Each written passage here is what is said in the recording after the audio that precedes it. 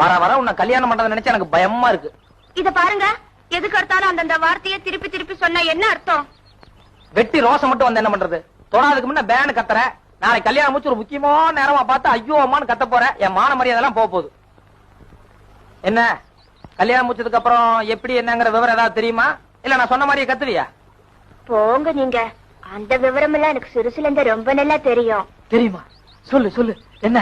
அது வந்து காலையில உங்களுக்கு காபி போட்டு கொடுக்கணும், அப்புறம் குளிக்க தண்ணி காய வச்சு கொடுக்கணும், அப்புறம் சாப்பிட புட்டு சுட்டு கொடுக்கணும், அப்புறம் மத்தியானத்துக்கு வந்து மறுபடியும் சோறாக்கி போடுவேன், சாயங்காலத்துக்கு டிஃபன் வச்சு கொடுப்பேன், ராத்திரிக்கே சோறாக்கி போடுவேன். அதுக்கப்புறம் என்ன பண்ணுவேன்னு சொல்லுமா? அதுக்கப்புறம் மறுபடியும் உங்களுக்கு காப்பி வச்சு கொடுக்கணும். ஐயோ, ராத்திரியில ஒரு கேப் இருக்கே, பெரிய கேப், அதை விட்டுட்டியே. அதான் ரொம்ப முக்கியம். இப்போ ராத்திரி எனக்கு சோறாக்கி போட்டதுக்கு அப்புறம் அதுக்கப்புறம் காலையில வரைக்கும் ஒரு கேப் இருக்கு பாரு, ராத்திரின்ட்டு. அதுல என்ன பண்ண போறேன்னு சொல்லுமா? அப்புறம் சோறாக்கி போட்டு